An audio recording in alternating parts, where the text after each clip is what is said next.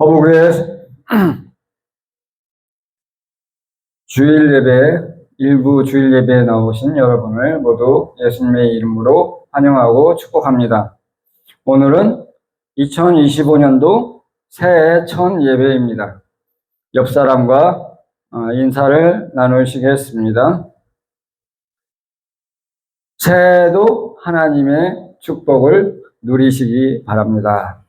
새해에도 하나님의 축복을 누리시기 바랍니다. 예, 하나님의 축복은 이미 받고 있기 때문에 받으라는 말보다는 누리라고 인사하는 게 맞는 것 같습니다.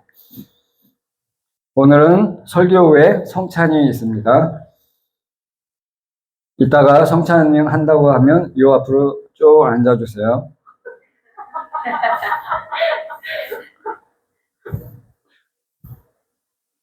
네, 저는 오늘 고난의 시대에도 돌보시는 하나님이라는 주제로 출애굽기 1장 6절에서 22절의 본문을 가지고 여러분에게 설교하려고 합니다. 지난 시간까지 저는 요한복음 10장까지 마쳤는데요. 이제 출애굽기에 대한 말씀을 여러분과 나누기 원합니다. 요한복음의 나머지 부분은 올해 하반기에 계속 이어서 하겠습니다. 그러면 6절에서 7절 말씀 같이 읽겠습니다. 요셉과 그의 모든 형제와 그 시대의 사람은 다 죽었고 이스라엘 자손은 생육하고 불어나 번성하고 매우 강하여 온 땅에 가득하게 되었더라. 창세기 50장에서 요셉도 마침에 죽게 됩니다. 그리고 창세기가 대단원을 내리는데요. 요셉과 그 시대의 사람이 다 죽었다고 말하고 있습니다. 이제 세대가 변하고 달라지는 것을 기자는 언급하고 있습니다. 그럼에도 불구하고 애굽에서 거주하게 된 이스라엘 자손은 생육하고 증가하여 번성하여 온 땅에 가득하게 되었고 매우 강하게 되었다고 합니다. 애굽이라는 고대 제국에서 이스라엘 자손이 거대한 세력으로 등장하는 것입니다. 이스라엘 자손이 이렇게 생육하고 번성하여 매우 강하게 된 것은 아직 본격적으로 등장하지 않는 하나님의 돌보심 때문입니다. 하나님이 그들에게 후손들을 주셔서 애굽인들보다 더욱 강성해지게 하시는 것입니다. 심지어 이러한 하나님의 축복이 강력함을 기자는 온 땅에 가득하게 되었다는 말로 표현하고 있습니다. 8, 9절 말씀을 같이 읽겠습니다. 요셉을 알지 못하는 새 왕이 일어나 애굽을 다스리더니 그가 그 백성에게 이르되 이 백성 이스라엘 자손이 우리보다 많고 강하도다. 시대가 바뀌고 새 왕이 일어나서 애굽을 다스리게 되었습니다. 이 왕은 요셉을 전혀 알지 못한다고 그 배경을 설명하고 있습니다. 여기서 요셉을 알지 못하는 새 왕이라는 표현은 아무래도 기존 왕조 대신에 새로운 왕조가 들어섰다는 뜻이 유력합니다. 우리나라의 경우 고려 왕조가 무너지고 조선이 세워진 것처럼 그렇게 왕조가 바뀌게 된 것일 수 있습니다. 기존 왕조가 계속 유지가 되었다면 요셉의 치적이 계속 전해졌을 것이므로 요셉을 알지 못한다는 것은 말이 되지 않기 때문입니다. 반대로 새로운 왕조가 들었다면 기존의 왕국 체제 대신에 자신들이 원하는 권력과 통치 이념을 중시하고 기존 왕조의 것을 버리려고 할 것입니다. 또한 기존 왕조에서 애굽을 멸망의 위기에서 구하는 위대한 영웅을 버리고 무시하려 할 것입니다. 이전에 요셉을 알던 애굽의 왕들은 요셉을 통해 받은 은혜 때문에 이스라엘 자손에게 친화적인 정책을 펼쳤습니다. 심지어 요셉은 애굽의 총리가 되어 애굽을 다스렸던 지도자였기 때문에 그를 추종하는 세력이 있었을 것입니다. 그러나 요셉에 대해 전혀 알지 못하던 사람이 애굽의 왕이 되었을 때 요셉의 일족인 이스라엘 자손은 자신의 정치 기반을 위협하는 강대한 세력에 지나지 않았던 것입니다. 그리하여 새 왕은 이스라엘 자손이 자기 족속보다 많고 강하다는 인식을 가지고 이스라엘 자손을 두려워하게 됩니다. 새 왕은 이에 대해 당연한 반응으로 이스라엘 자손의 힘을 억제할 방법을 강구하게 되는 것입니다. 이스라엘 자손과 우호적이고 선대했던 애굽의 왕조가 이제는 이스라엘을 적대시하고 노예로 삼게 되는 단서가 등장한 것입니다. 이제 애굽 땅에서 평안하게 살아왔던 이스라엘 자손에게 힘든 고통과 환란의 시대가 시작되는 것입니다. 이는 세상에서 우연히 일어난 사건이 아닙니다. 여기에는 하나님의 뜻과 섭리가 있습니다. 바로 애굽에서 안주하는 이스라엘이 애굽을 탈출해야 하는 명분이 있게 되는 것입니다. 이스라엘이 계속 애굽에서 평안하게 지낼 수 있었다면 그들이 나중에 모세를 따라서 애굽을 탈출해 가나안으로 들어가려고 했을까 생각해 보십시오. 하나님은 바로 이스라엘 자손에게 애굽에서 고난을 당하게 하사 더 이상 애굽에서 살려는 마음을 제거하고 애굽을 탈출하게 하는 동기를 삼게 하신 것입니다. 이러한 상황에 처하게 되자 이스라엘 자손이 하나님께 부르짖게 된 것입니다. 출애굽기 3장 7절 말씀 같이 읽어보겠습니다. 제가 읽어보겠습니다. 여호와께서 이르시되 내가 애굽에 있는 내 백성의 고통을 분명히 보고 그들이 그들의 감독자로 말미암아 부르짖음을 듣고 그 근심을 알고. 하나님은 모세에게 애굽에서 이스라엘 자손이 그 당하는 고통으로 인해 부르짖는 것을 들으셨다고 말씀하십니다. 그리고 하나님은 그들의 부르짖음을 들으시고 그들을 구원하실 계획을 시작하셨다고 말씀하십니다. 10절과 11절 말씀을 같이 읽겠습니다. 자, 우리가 그들에게 대하여 지혜롭게 하자. 두렵건대 그들이 더 많게 되면 전쟁이 일어날 때 우리의 대적과 합하여 우리와 싸우고 이 땅에서 나갈까 하노라 하고 감독들을 그들 위에 세우고 그들에게 무거운 짐을 주어 괴롭게 하여 그들에게 바로를 위하여 북구성 비동과 람셋을 건축하게 하니라. 제가 앞에서 새 왕은 새롭게 세워진 왕조가 유력하다고 말했습니다. 즉 기존 왕조가 패퇴하여 무너지고 새로운 세력이 애굽을 통치하게 된 것입니다. 이러한 왕조에서 권력을 주게 된 애굽 왕이 자기도 기존의 무너진 왕조처럼 될까봐 두려워하는 것은 어찌 보면 당연한 생각이라고 할 수 있습니다. 10절에서 바로가 말한 것처럼 전쟁이 일어날 때 이스라엘 자손이 대적과 힘을 합치게 되면 자기 왕국이 무너질 것을 생각해 보지 않을 수 없는 것입니다. 이러한 두려움에 사로잡힌 새 왕은 이스라엘 자손을 억제할 방법을 강구하게 이르렀고 그 억제 수단으로 이스라엘 자손 위에 감독들을 세우고 그들에게 무거운 짐을 지워서 국고성 비동과 람셋을 건축하게 하는 방안을 도모하였습니다. 즉 고된 노역을 시켜서 이스라엘 자손이 다른 생각을 하지 못하도록 지치게 하여 그들이 애굽 사람들에게 대적하지 못하게 하겠다는 계획인 것입니다. 예전에 오공화국 때 프로야구가 시작된 것을 아십니까? 당시 제가 중학교 2학년이었는데요. 그때 프로야구가 처음 시작되었습니다. 우리나라에 프로스포츠가 처음 도입된 것입니다. 1980년대 전두환 군사정부가 독재에 대한 반발을 무마하기 위해 우민화 정책을 펼쳤다고 생각되는데 사람들이 빗대어 3S 정책이라고 합니다. 3S는 바로 스크린, 스포츠, 그리고 섹스입니다. 바로는 이스라엘 자손의 우민화를 위해서 3S 대신에 중노동, 조역, 고역을 선택한 것입니다. 12, 13, 14절을 같이 읽겠습니다. 그러나 학대를 받을수록 더욱 번성하여 퍼져나가니 애굽 사람이 이스라엘 자손으로 말미암아 근심하여 이스라엘 자손에게 일을 엄하게 시켜 어려운 노동으로 그들의 생활을 괴롭게 하니 곧 흙이기기와 벽돌 굽기와 농사의 여러 가지 일이라. 그 시키는 일이 모두 엄하였더라. 그러나 이스라엘 자손이 학대를 당하여도 더욱 번성하게 되었습니다.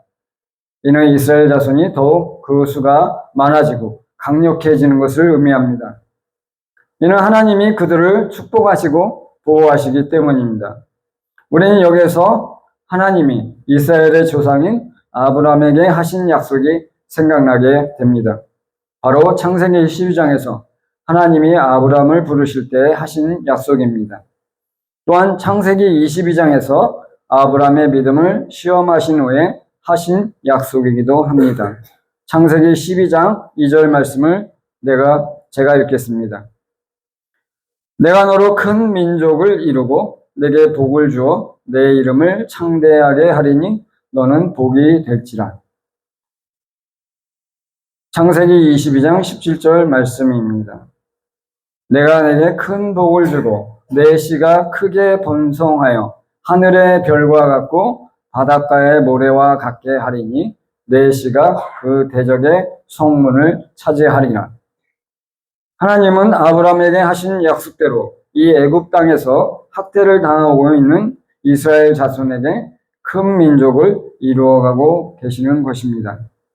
하나님의 이러한 역사에 자기도 모르게 대적하고 있는 존재가 바로 요셉을 알지 못하는 새 왕과 애굽의 세력입니다.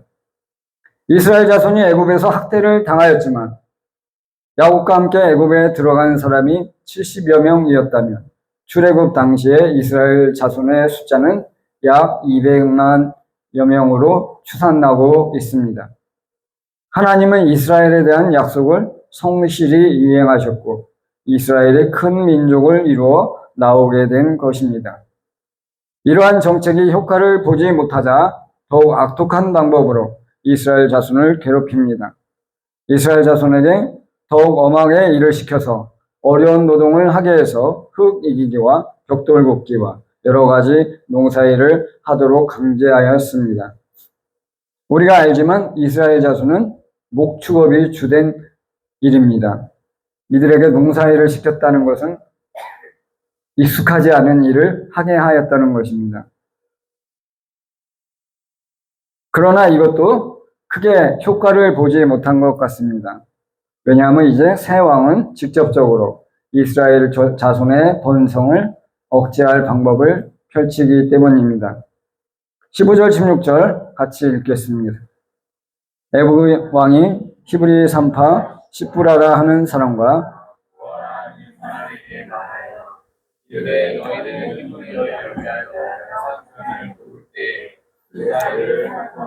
아들이거든 그를 죽이고 딸이거든 살려두라. 애굽 왕은 바로 히브리 산파 시프라와 부하를 불러서 명령을 내렸습니다. 히브리 여인이 해산할 때 도우러 가서 아들을 낳으면 그를 죽이고 딸이거든 살려두라고 명령한 것입니다. 이러한 애굽 왕의 명령은 그 시대의 기력의 상징인 아들을 죽임으로 이스라엘 자손이 차후에 애굽 제국에 대항할 수 있는 힘을 원천적으로 차단하려는 악독한 계획에서 비롯된 것입니다. 이제는 이스라엘 자손을 괴롭게 해서 그들이 대항하지 못하도록 하는 것을 넘어 그들이 수적으로 번성하지 못하도록 하는 직접적이고 더욱 악독한 방법인 것입니다. 이 바로와 같은 세상의 권세자들은 이렇게 사람의 생명을 귀하게 보지 않습니다. 왜냐하면 사람을 생명으로 보지 않고 수단으로 여기기 때문입니다. 공중권세 잡은 자 마귀도 바로 이러한 자를 통해 세상을 지옥으로 만들어 가려고 시도합니다. 생명을 경시하고 사람을 수단과 도구로 사용하도록 조장하고 속입니다. 오늘날 세태를 보십시오. 수많은 태아들이 낙태를 당해 죽어가고 있습니다. 또한 우리의 아이들이 부모의 이혼으로 버려지고 상처를 받고 있습니다. 이러한 시대에 우리 사회가 미래가 있고 희망이 있겠습니까? 17절 말씀 같이 읽겠습니다. 그러나 산파들이 하나님을 두려워하여 애굽 왕의 명령을 어기고 남자 아기들을 살린지라. 애굽 왕이 이렇게 명령을 내렸음에도 불구하고 히브리 산파들은 하나님을 경외하였기 때문에 왕의 명령을 어기고 남자 아기를 살려두었다고 합니다. 히브리 산파들이 하나님을 경외함으로 하나님이 사람의 생명을 귀하게 여기시는 것을 알고 순종했던 것입니다. 산파들의 이러한 행동은 애굽의 바로보다 하나님을 두려웠기 때문입니다.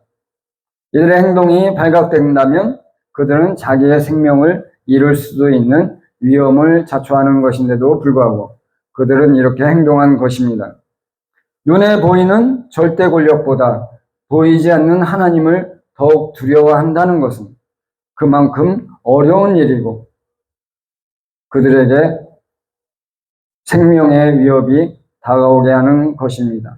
그만큼 그들은 생명을 각오하고 자기의 믿음을 보여주는 것입니다.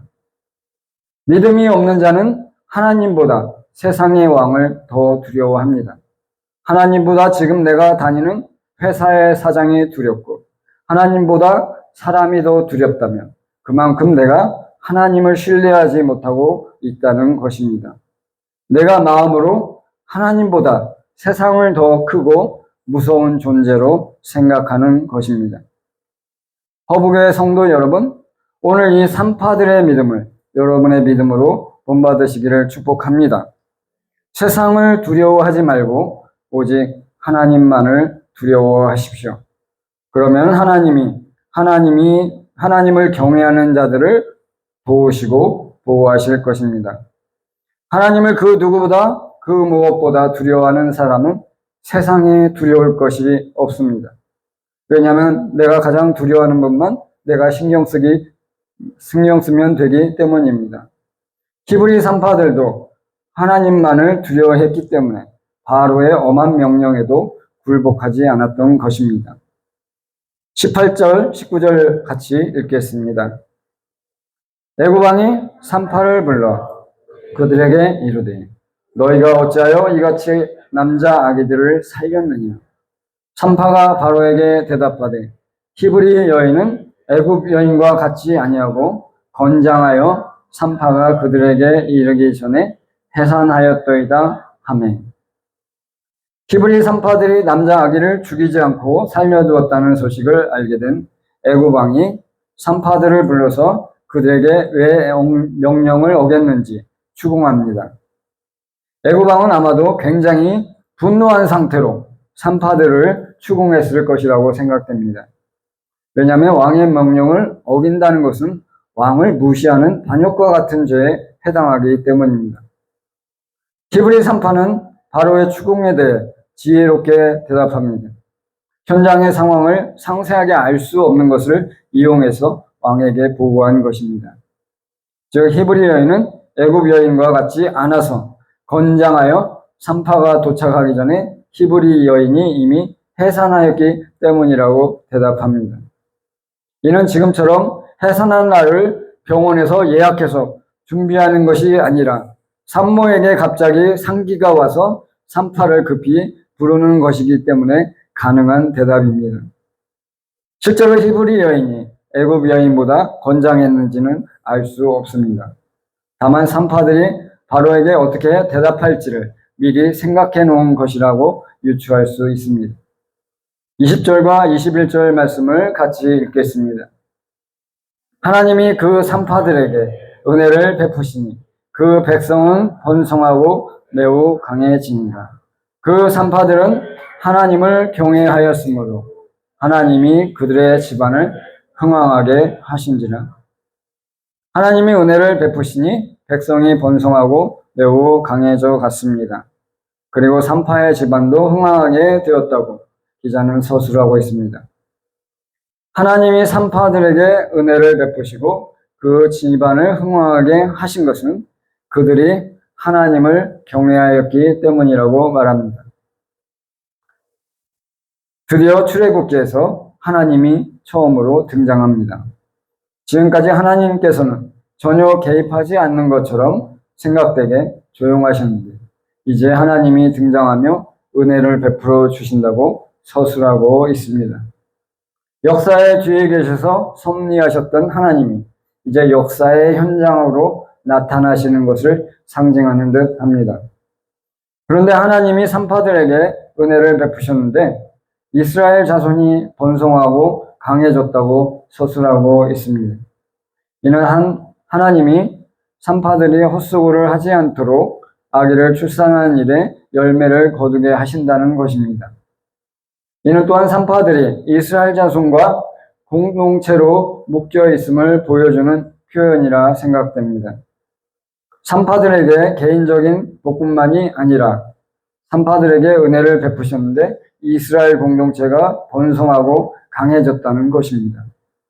하나님은 산파들의 집안에도 복을 내려주셨지만 이스라엘 공동체에도 은혜와 축복을 내려주신 것입니다. 여기서 신앙생활의 중요한 원리가 드러납니다. 내가 믿음 생활을 하는 것은 나 혼자만 잘되기 위해서 하는 것이 아니라는 것입니다. 하나님이 나에게 은혜와 축복을 내려주신 것은 나 자신과 내 가족만 잘되라고 주신 것이 아닌 것입니다. 나를 통해서 하나님이 이 허브 교회와 나의 주변 사람들과 더 나아가서 이 나라가 축복을 받고 은혜를 누리게 하려는 것입니다. 하나님은 우리의 신앙이 폐쇄적이고 이기적인 신앙에 머무르거나 전락하지 않기를 원하시는 것입니다. 허브교회 성도 여러분, 여러분 각 사람을 통해서 하나님의 은혜를 세상에 흘려보내서 넘치게 하시기를 바라며 기대하시기를 축복합니다. 좁게는 이 허브교회, 넓게는 이 나라의 전체에 선한 영향력을 발휘하게 되는 것을 바라고 기도하십시오. 22절 말씀을 같이 읽겠습니다. 그러므로 바로가 그의 모든 백성에게 명령하여 이르되 아들이 태어나거든 너희는 그를 나일강에 던지고 딸이거든 살려두라 하였더라. 이것을 지켜본 바로가 드디어 최종적인 정책을 선언합니다. 그가 모든 백성에게 명령하기를 아들이 태어나거든 그를 나일강에 던지고 딸이거든 살려두라 명령한 것입니다. 이스라엘 자손에게서 태어난 남자 아기들은 태어나자마자 나일강에 던져지는 참혹한 현실에 놓이게 된 것입니다. 이스라엘 자손이 당하는 현실은 더욱 어두워져 가고 있습니다. 그들의 아기들이 낳자마자 생명을 잃게 되는 위기에 놓이게 되었습니다. 그들을 보호하고 돌봐줄 존재가 안 보이고 침묵하고 있는 듯 점점 애국의 압박이 거세지고 있습니다. 이제 더 이상 그들의 능력과 힘으로는 상황을 타개할 수 없게 되었습니다. 누군가 외부에서 그들의 구원자를 보내주어야만 하는 것입니다. 오늘 1장을 보면 모세가 등장하는 시대적 배경 상황을 깔아주고 있습니다.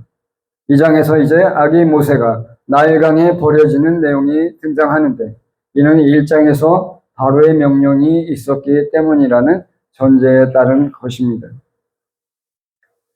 바로의 이러한 악한 모임은 나중에 하나님에 의해 심판을 받게 됩니다. 이스라엘의 남자 아기를 나일강에 빠뜨려 죽게 한 애굽의 왕과 군대가 홍해에서 수몰되는 심판을 당하게 되는 것입니다. 하나님은 아브라함에게 약속하셨습니다. 너를 축복하는 자에게 축복하고 너를 저주하는 자에게 내가 저주하리니 라고 말입니다. 그 약속대로 하나님은 이스라엘 자손을 저주하는 애굽의 왕과 군대에게 그들의 저주대로 갚아주신 것입니다. 허브교회 성도 여러분, 지금 여러분의 상황이 혹시 이스라엘 자손처럼 막막한 상황이 아닌가요? 내 인생에서 중요한 문제인 취업이나 결혼 등의 길이 막혀 허둥대고 있지는 않나요? 점점 어두워져 가고 내 힘과 능력으로는 더 이상 타개할 수 없는 지경까지 다다른 것은 아닌가요? 세상에서 나를 도와줄 존재가 보이지 않고 나는 단지 무력할 뿐이라고 절망적으로 생각하고 있지는 않나요? 만약 그렇다면 여러분을 구원하실 분이 계십니다. 바로 하나님과 예수 그리스도입니다. 내 눈에는 당장 보이지 않고 느낄 수 없지만 하나님은 분명히 살아계시고 지금도 우리를 돌보시고 계십니다. 하나님은 이스라엘이 애굽에서 부르짖는 소리를 들으셨다고 말씀하십니다. 지금도 하나님은 자기 백성, 자기의 자녀가 부르짖는 소리를 들으실 것이라고 저는 확신합니다. 여러분 절망하거나 포기하지 말고 구원자이신 하나님께 부르짖으며 기도하시기를 축복합니다. 하나님께 소망을 두십시오. 그리고 간절히 기도하십시오. 하나님이 당신의 부르짖음에 들으시고 역사하실 것입니다. 하나님이 애굽의 포악에서 이스라엘 자손을 구원해내시고 애굽을 심판하신 것처럼 여러분에게도 그렇게 역사해 주실 것입니다. 같이 기도하시겠습니다.